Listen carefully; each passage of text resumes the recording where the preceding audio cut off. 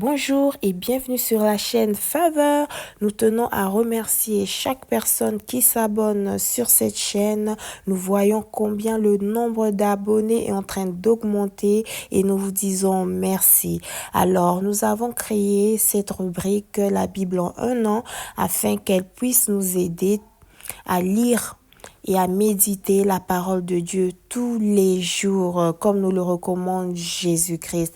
Alors, pendant 365 jours, nous aurons des passages à lire. Alors, pour ce premier jour, nous allons commencer par le livre de Genèse 1, versets 1 à 31, Extra 1, versets 1 à 11, et nous finirons par le livre de Matthieu 1, versets 1 à 25.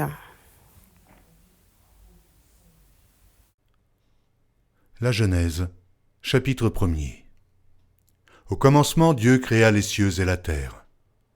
La terre était informe et vide. Il y avait des ténèbres à la surface de l'abîme, et l'Esprit de Dieu se mouvait au-dessus des eaux. Dieu dit que la lumière soit, et la lumière fut. Dieu vit que la lumière était bonne, et Dieu sépara la lumière d'avec les ténèbres. Dieu appela la lumière jour, et il appela les ténèbres nuit. Ainsi il y eut un soir, et il y eut un matin. Ce fut le premier jour. Dieu dit qu'il y ait une étendue entre les eaux, et qu'elle sépare les eaux d'avec les eaux. Et Dieu fit l'étendue, et il sépara les eaux qui sont au-dessous de l'étendue d'avec les eaux qui sont au-dessus de l'étendue. Et cela fut ainsi. Dieu appela l'étendue ciel. Ainsi il y eut un soir, et il y eut un matin. Ce fut le second jour. Dieu dit que les eaux qui sont au-dessous du ciel se rassemblent en un seul lieu, et que le sec paraisse. Et cela fut ainsi. Dieu appela le sec terre, et il appela l'amas des eaux mer. Dieu vit que cela était bon.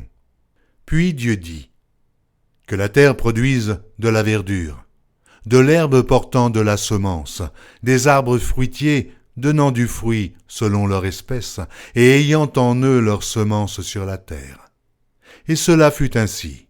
La terre produisit de la verdure, de l'herbe portant de la semence selon son espèce, et des arbres donnant du fruit, et ayant en eux leur semence, selon leur espèce. Dieu vit que cela était bon. Ainsi, il y eut un soir, et il y eut un matin. Ce fut le troisième jour. Dieu dit qu'il y ait des luminaires dans l'étendue du ciel pour séparer le jour d'avec la nuit, que ce soit des signes pour marquer les époques, les jours et les années, et qu'ils servent de luminaires dans l'étendue du ciel pour éclairer la terre. Et cela fut ainsi. Dieu fit les deux grands luminaires, le plus grand luminaire pour présider au jour, et le plus petit luminaire pour présider à la nuit. Il fit aussi les étoiles. Dieu les plaça dans l'étendue du ciel pour éclairer la terre, pour présider au jour et à la nuit, et pour séparer la lumière d'avec les ténèbres. Dieu vit que cela était bon. Ainsi, il y eut un soir, et il y eut un matin. Ce fut le quatrième jour. Dieu dit que les eaux produisent en abondance des animaux vivants, et que des oiseaux volent sur la terre vers l'étendue du ciel. Dieu créa les grands poissons et tous les animaux vivants qui se meuvent, et que les eaux produisirent en abondance selon leur espèce. Il créa aussi tout oiseau ailé selon son espèce. Dieu vit que cela était bon. Dieu les bénit en disant « Soyez féconds, multipliez, et remplissez les eaux des mers, et que les oiseaux multiplient sur la terre. » Ainsi, il y eut un soir, et il y eut un matin. Ce fut le cinquième jour. Dieu dit que la terre produise des animaux vivants selon leur espèce, du bétail, des reptiles et des animaux terrestres selon leur espèce, Et cela fut ainsi. Dieu fit les animaux de la terre selon leur espèce, le bétail selon son espèce, et tous les reptiles de la terre selon leur espèce. Dieu vit que cela était bon. Puis Dieu dit, « Faisons l'homme à notre image, selon notre ressemblance, et qu'il domine sur les poissons de la mer, sur les oiseaux du ciel, sur le bétail, sur toute la terre, et sur tous les reptiles qui rampent sur la terre. » Dieu créa l'homme à son image. Il le créa à l'image de Dieu. Il créa l'homme et la femme. Dieu les bénit et Dieu leur dit, « Soyez féconds, multipliez, remplissez la terre et l'assujettissez, et dominez sur les poissons de la mer, sur les oiseaux du ciel, sur tout animal qui se meut sur la terre. » Et Dieu dit, « Voici, je vous donne toute herbe portant de la semence, et qui est à la surface de toute la terre, et tout arbre ayant en lui du fruit d'arbre, et portant de la semence. Ce sera votre nourriture. Et à tout animal de la terre, et à tout oiseau du ciel, et à tout ce qui se meut sur la terre, ayant en soi un souffle de vie, je donne toute herbe verte pour nourriture. » Et cela fut ainsi. Dieu vit tout ce qu'il avait fait, et voici, cela était très bon. Ainsi il y eut un soir, il y eut un matin, ce fut le 6e jour.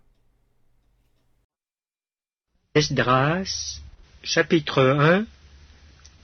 La première année de Cyrus, roi de Perse, afin que s'accomplît la parole de l'Éternel prononcée par la bouche de Jérémie, l'Éternel réveilla l'esprit de Cyrus, roi de Perse, qui fit faire de vive voix et par écrit cette publication dans tout son royaume.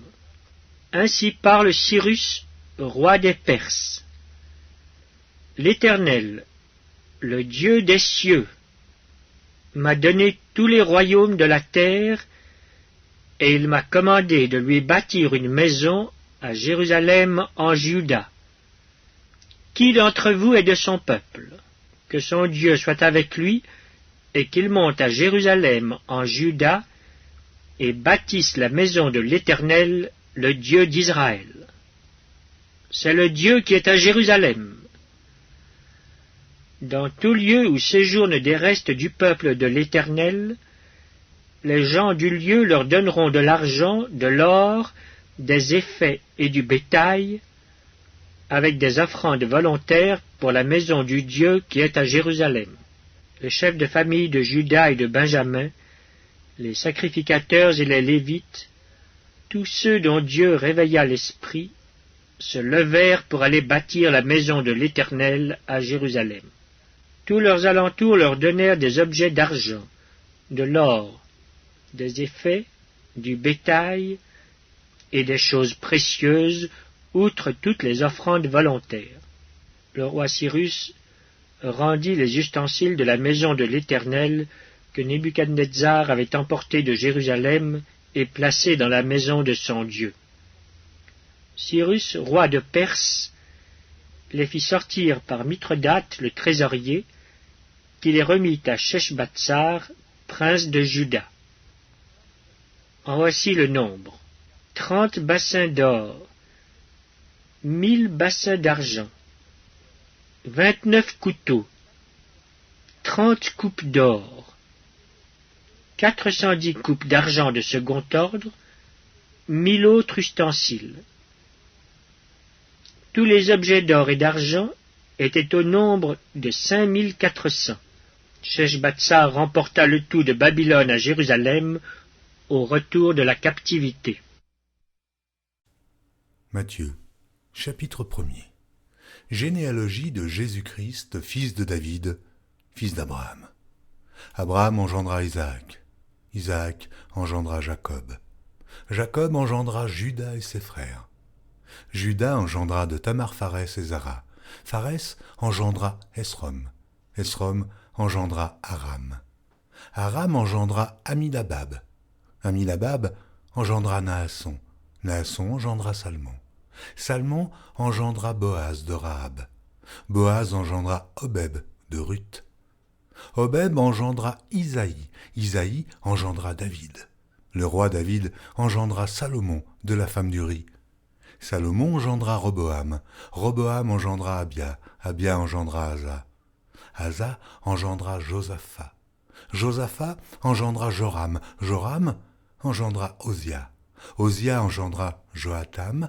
Joatam engendra Achaz. Achaz engendra Ézéchias. Ézéchias engendra Manassé. Manassé engendra Amon. Amon engendra Josias. Josias engendra Jéconias et ses frères, au temps de la déportation à Babylone.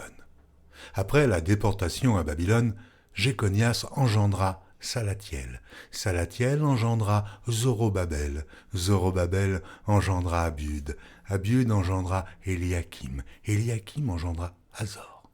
Azor engendra Sadoc. Sadoc engendra Hachim. Hachim engendra Éliud.